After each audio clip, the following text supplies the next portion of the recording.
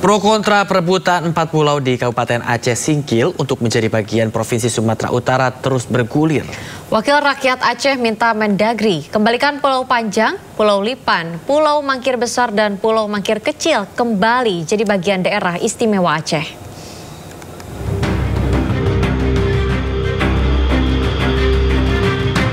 Pengesahan 4 pulau di Kabupaten Aceh Singkil menjadi bagian dari wilayah Provinsi Sumatera Utara hingga kini masih menuai kritikan dari masyarakat Aceh.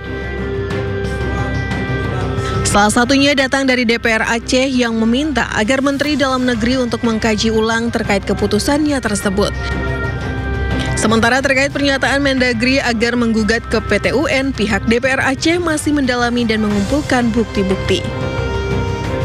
Itu kan ya salah satu ruang, ya salah satu solusi. Nah inilah kita kaji, ya kita telaah dulu.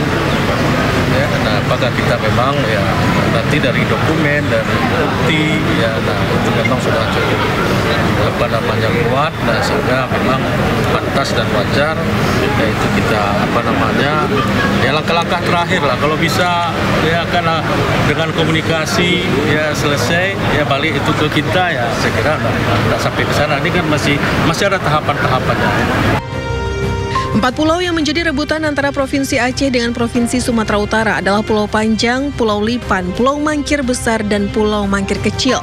4 pulau ini sendiri memiliki potensi cadangan minyak gas dan bumi atau migas yang bisa menjadi sumber pendapatan asli daerah. Dari Banda Aceh, Syukri Syarifuddin, iNews melaporkan. Sementara pemerintah terbuka menerima gugatan hukum terkait penetapan batas wilayah Provinsi Aceh dan Sumatera Utara. Ya, hal ini disampaikan Menteri Dalam Negeri Tito Karnavian yang menyatakan yang juga menegaskan pemerintah pusat tidak memiliki kepentingan pribadi, melainkan ingin menyelesaikan masalah batas wilayah secara objektif dan juga legal.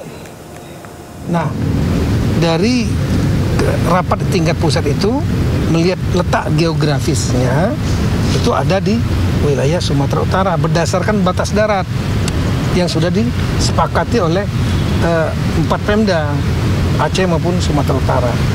Nah kemudian itu tahun 2022 sudah diputuskan itu capnya, keputusan Mendagri tentang nama wilayah itu dan letaknya.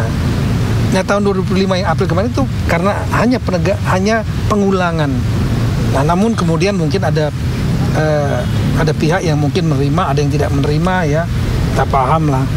Ini kita terbuka juga untuk mendapatkan evaluasi, ya atau mungkin kalau ada yang mau digugat secara secara hukum betul misalnya, ya kita juga nggak keberatan.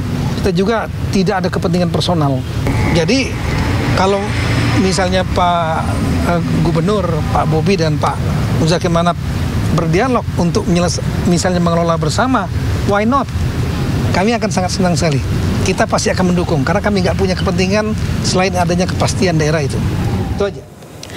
Tanggul raksasa atau Giant Sea Wall akan segera dibangun di pesisir utara Jakarta. Ya, Presiden Prabowo dan Menko Infrastruktur dan Pembangunan Kewilayahan Agus Harimurti Yudhoyono menilai proyek ini tak bisa ditunda lagi.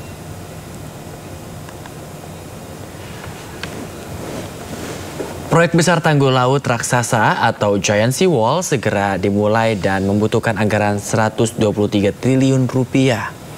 Dana itu akan dipergunakan untuk membangun tanggul sepanjang 41 km. Presiden Prabowo Subianto menilai Giant Sea Wall diperlukan untuk memitigasi bahaya banjir dan terjadinya penurunan permukaan tanah. Prabowo menilai proyek ini tidak bisa ditunda lagi. Sementara AHY menegaskan bahwa saat ini pemerintah masih terus mengkaji proyek tanggul laut raksasa tersebut secara komprehensif dan diselesaikan dengan cepat. Saya ingin garis bawahi salah satu proyek infrastruktur yang sangat strategis, sangat vital bagi kita, merupakan suatu mega project, tapi harus kita laksanakan adalah Giant Sea Wall, tanggul laut pantai utara Jawa. Proyek ini sangat vital. Proyek ini berada dalam perencanaan Bappenas sejak tahun 95. Bayangkan, sejak tahun 95, 30 years ago, kalau tidak salah ya, 30 tahun yang lalu. Tapi kita tidak berkecil hati. Sekarang tidak ada lagi penundaan. Sudah nggak perlu lagi banyak bicara. Kita akan kerjakan itu segera, saudara-saudara sekalian. Proyek ini menyangkut jarak yang tidak pendek, kalau tidak salah sekitar 500 km dari Banten sampai ke Jawa Timur, ke Gresik, 500 km, dan perkiraan biaya yang dibutuhkan 80 miliar dolar. Dan waktu perkiraan untuk di Teluk Jakarta saja kemungkinan 8 sampai 10 tahun. Kalau sampai ke Jawa Timur mungkin membutuhkan waktu.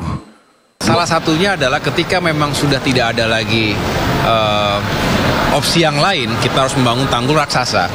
Tapi harus kita pahami juga secara utuh bahwa permasalahan itu juga dari hulu ke hilir. Jadi pendekatan infrastruktur juga harus pas.